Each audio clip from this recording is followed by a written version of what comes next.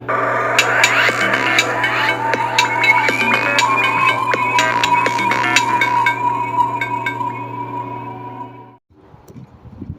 बच्चों। अब हम गौरी कहानी के पार्ट 2 की तरफ चलते हैं। अगर आपने पार्ट 1 नहीं पढ़ा है तो उसे अवश्य पढ़ लें और उसके बाद आप पार्ट 2 भी ज़रूर देखें। तो कहानी में आते हैं। बच्चों की उन्हें बड़ी चिंता थी और बच्चे भी सदा ही माँ माँ की रट लगाए रहते थे। उन्होंने फिर एक पत्र राधा कृष्ण जी को शीघ्र ही तारीख निश्चित करने के लिए लिख भेजा। सीताराम जी ने एक पत्र लिखा है राधा कृष्ण जी को कि तारीख निश्चित हो जाए, और सीताराम जी को ये पूरा यकीन था, विश्वास था, पहले भी उन्होंने ऐसा कहा है कि विवाह हो जाएगा। लेकिन देखिए आगे क्या होता है। इधर राधा कृष्ण जी दूसरी ही बात तय कर रहे थे। हमने कहानी में शुरू से देखा है कि राधा कृष्ण जी के अंदर जो एक मानसिक उथल पुथल चल रही है वो उन्हें दूसरी दिशा में ले जा रही है, और राधा कृष्ण जी कुछ और सोचकर यहाँ से गए हैं। अब आगे देखिए क्या होता है। माँ की रट लगाए उन्हें फिर एक पत्र राधा कृष्ण जी को शीघ्र ही तारीख निश्चित करने के लिए लिख भेजा। उधर राधा कृष्ण जी दूसरी ही बात तय कर रहे थे। उन्होंने सीताराम जी के पत्र के उत्तर में लिख भेजा कि गौरी की माँ पुराने ख्याल की है, वे बिना जन्मपत्री मिलवाए विवाह नहीं करना चाहती हैं, अतएव आप अपनी जन्मपत्री भेज दें। पत्र पढ़ने के साथ ही सीताराम जी को यह समझने में देरी न लगी कि यह विवाह न करने का केवल बहाना मात्र है, किंतु फिर भी उन्होंने जन्मपत्री भेज दी। जन्मपत्री भेजने के कुछ ही दिन बाद उत्तर भी आ गया कि जन्मपत्री नहीं मिलती, इसलिए विवाह न हो सकेगा, क्षमा कीजिएगा। कहानी में आपने शुरू से ही देखा है कि राधा कृष्ण जी के मन में कुछ और चल रहा है। उनके मन में बार बार ये लग रहा है कि उनकी जो बेटी है वो किसी की धाय बनकर, किसी के बच्चे की धाय बनकर न जाए। उन्हें बार बार ये लग रहा है कि सीताराम जी का भले ही दूसरा विवाह है, लेकिन उनकी बेटी का तो पहला विवाह है, और इससे मुक्ति पाने का वो रास्ता निकाल रहे हैं। और वो पूरी कोशिश में लगे हैं, अपने रिश्तेदारों को पत्र लिख रहे हैं कि उनकी बेटी के लिए कोई सुयोग्य वर अगर उनकी किसी की नज़र में हो तो उन्हें बताए। राधा कृष्ण जी को गौरी के लिए दूसरा वर मिल गया था, जो उनकी समझ में गौरी के बहुत योग्य था। धनवान ये भी अधिक न थे, पर अभी अभी नायब तहसीलदार के पद पर नियुक्त हुए थे। आगे और भी उन्नति की आशा थी। बीए पास थे, देखने में अधिक सुंदर न थे, बदशक्ल भी कहे जा सकते थे, पर पुरुषों की भी कहीं सुंदरता देखी जाती है। राधा कृष्ण जी को एक वर मिल गया है जो नायब तहसीलदार के पद पर है, बीए पास है, वह सुंदर नहीं है, असुंदर भी कह सकते हैं, लेकिन पुरुषों की सुंदरता कौन देखता है। अब देखिए फिर यहाँ पर इस कहानी में पुरुष प्रधान समाज की बात आ गई। कहानीकार ये बताना चाह रहा है कि समाज पुरुष प्रधान था, है और संभवतः आगे भी रहेगा। बदशक्ल भी कहे जा सकते थे, पर पुरुषों की भी कहीं सुंदरता देखी जाती है। उम्र कुछ अधिक न थी, यही 24-25 साल। लेने देने का झगड़ा यहाँ भी न था। पहली शादी थी और माँ बाप भाई बहन से भरा पूरा परिवार था। राधा कृष्ण जी इससे अधिक और चाहते क्या थे। ईश्वर को उन्होंने कोटिशा धन्यवाद दिए, जिसकी कृपा से ऐसा वर उन्हें गौरी के लिए मिल गया।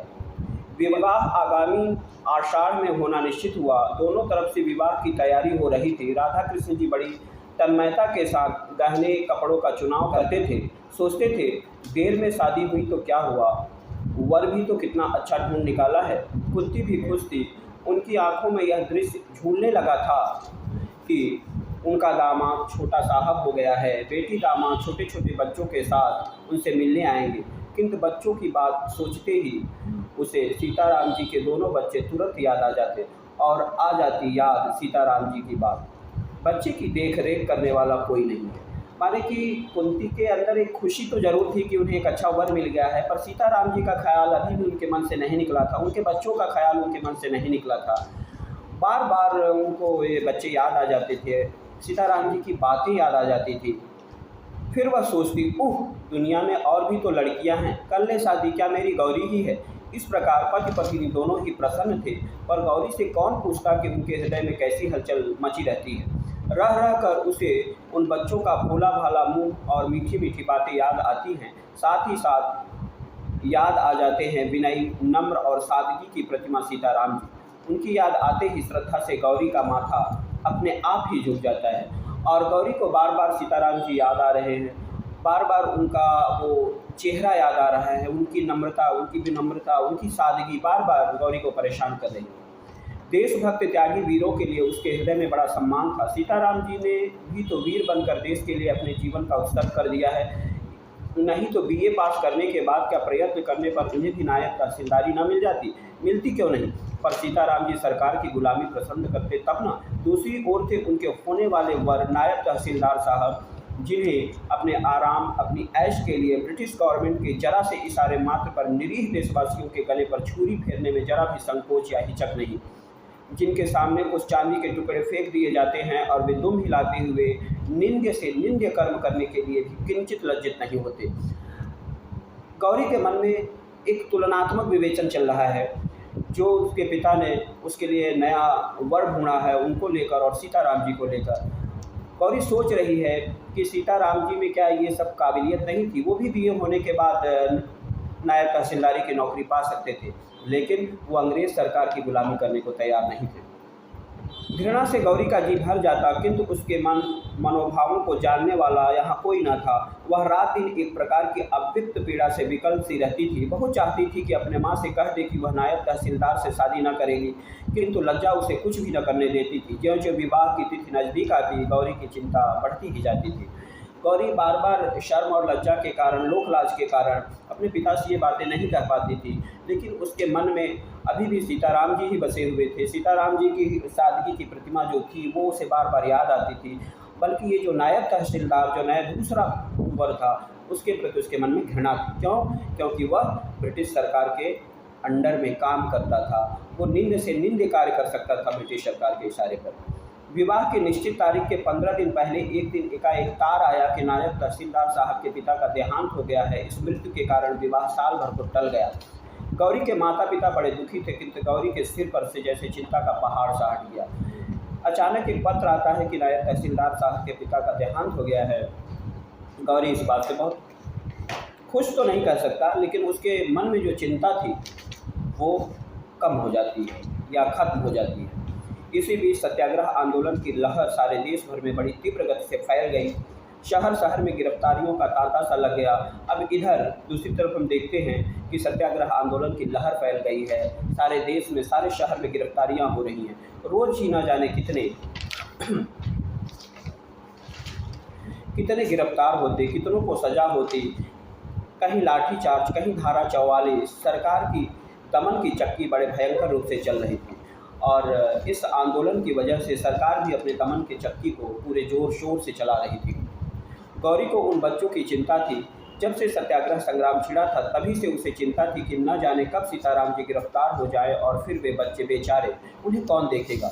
रोज़ का अखबार ध्यान से पढ़ती और इसी प्रकार उसने एक दिन पढ़ा कि राजद्रोह के अपराध में सीताराम जी गिरफ्तार हो गए हैं और उन्हें 1 साल का पारिश्रमिक कारावास हुआ है। पारिश्रमिक कारावास का मतलब होता है कि जेल में जाने के बाद आपको कुछ न कुछ काम करना होगा और उस काम के लिए आपको कुछ मेहनताना भी मिलेगा। इस समाचार को पढ़कर गौरी कुछ क्षण स्तब्ध सी खड़ी रही, फिर कुछ सोचती हुई टहलने लगी। कुछ ही देर बाद उसने अपना कर्तव्य निश्चित कर लिया। वह माँ के पास आई। माँ कोई पुस्तक देख रही थी। उसने अपने सारे साहस को समेटकर दृढ़ता से कहा, माँ मैं कानपुर जाऊंगी। कानपुर में क्या है? आश्चर्य से कुंती ने पूछा। गौरी, वहाँ बच्चे। माँ ने उसी स्वर में कहा, बच्चे? कैसी बात करती हो गौरी, पागलों की सी। माँ समझ जाती है कि किन बच्चों की बात कर रही है और वो कानपुर क्यों जाना चाहती है। माँ उसे समझाती है कि कैसी पागलों की सी बात कर रही है, लेकिन माँ ये भी जानती थी, कहानी में भी ये बात पहले कही जा चुकी है, कि गौरी जिस चीज़ के लिए एक बार डिसीजन ले लेती थी उसे फिर कोई रोक नहीं सकता था। गौरी, नहीं माँ, मैं पागल नहीं हूँ। बच्चों को तुम भी जानती हो, उनके पिता को राजद्रोह के मामले में साल भर की सज़ा हो गई है। बच्चे छोटे हैं। मैं जाऊँगी माँ, मुझे जाना ही पड़ेगा। गौरी के स्वभाव से कुंती भली भांति परिचित थी। वह जानती थी कि गौरी जिस बात की हट पकड़ती है कभी छोड़ती नहीं। अतएव सहसा वह गौरी का विरोध न कर सकी। बोली, पर तेरे बाबूजी तो बाहर गए हैं, उन्हें तो आ जाने दे। पर गौरी ने दृढ़ता के साथ कहा, बाबूजी के आने तक नहीं ठहर सकूँगी माँ, मुझे जाने दो। रास्ते में मुझे कुछ कष्ट न होगा। अब मैं काफ़ी बड़ी हो गई हूँ। और उसी दिन शाम को एक नौकर के साथ गौरी कानपुर चली गई। साल भर बाद अपनी सज़ा पूरी करके सीताराम जी घर लौटे। इस साल भर के भीतर उन्होंने एक बार भी बच्चों को न देखा था। गौरी सीताराम जी के घर पहुंच गई है, उनके बच्चों की देखरेख कर रही है और 1 साल का समय बिताकर सीताराम जी भी जेल से छूटकर घर की तरफ आ रहे हैं। जैसे जैसे वे घर की तरफ पहुंच रहे हैं, उनके अंदर एक उनकी धड़कन बढ़ती जा रही है। उनके मन में चिंता हो रही कि बच्चे कैसे होंगे। बच्चों की खबर तो उन्हें मिल जाया करती थी, लेकिन बच्चों को उन्होंने 1 साल तक नहीं देखा था। साल भर बाद अपनी सज़ा पूरी करके सीताराम जी घर लौटे। इस साल भर के भीतर उन्होंने एक बार भी बच्चों को न देखा। उन्हें कायदे के अनुसार लगातार हर महीने उनका कुशल समाचार मिल जाता था, पर उन्हें बच्चों की चिंता बनी ही रहती थी। जिस कहानी के भरोसे वे बच्चों को छोड़ गए थे, उसके भी 3-4 बच्चे थे। वह बच्चों को कैसे रखेगी, सो सीताराम जी जानते थे, पर विवशता थी, क्या करते। सवेरे 6 बजे ही जेल से मुक्त कर दिए गए। एक तांगे पर बैठकर वे घर की ओर चले। जेब में कुछ पैसे थे। एक जगह गरम-गरम जलेबियाँ बन रही थी। बच्चों के लिए थोड़ी-सी खरीद ली। घर के दरवाजे पर पहुँचे। दरवाज़ा खुला था। घर के अंदर पैर रखने में उनका हृदय धड़कता था। जैसा कि मैंने आप लोगों को पहले बताया कि वो इतने दिन बाद अपने घर आ रहे हैं और उनकी धड़कन बढ़ती जा रही है। उनको चिंता हो रही है कि उनके बच्चे कैसे होंगे। न जाने बच्चे किस हालत में हों। वे चोरों की तरह चुपके-चुपके घर में घुसे, परंतु यह क्या, आंगन में पहुँचते ही वे ठगे से रह गए। फिर जरा आगे बढ़कर उन्होंने कहा, आप। गौरी ने झुककर उनकी पगधूलि माथे से लगा दी। कहने का अर्थ ये है कि जैसे ही वे घर में पहुँचते हैं, वे गौरी को देखते हैं और वो चिंता मुक्त हो जाते हैं। गौरी के मन में उनके प्रति एक श्रद्धा थी और उस श्रद्धा के मुताबिक वो उनके चरण स्पर्श करती है और कहानी यहाँ समाप्त हो जाती है। इस कहानी में राष्ट्रीयता की बात को मुखर किया गया है। इस कहानी में गौरी की एक राष्ट्रीय प्रवृत्ति हमारे सामने आती है। गौरी की और भी बहुत सी विशेषताएं हैं इस कहानी में। गौरी के अंदर एक ज़िद है, एक हठ है, एक निर्णय लेने की क्षमता है। गौरी में राष्ट्रीयता है और साथ ही साथ वो आज्ञाकारी बेटी भी है अपने माता पिता के लिए। तो इन तमाम बातों को पढ़कर हम इन चीज़ों को समझते हैं और कहानी यहाँ पर हम समाप्त करते हैं।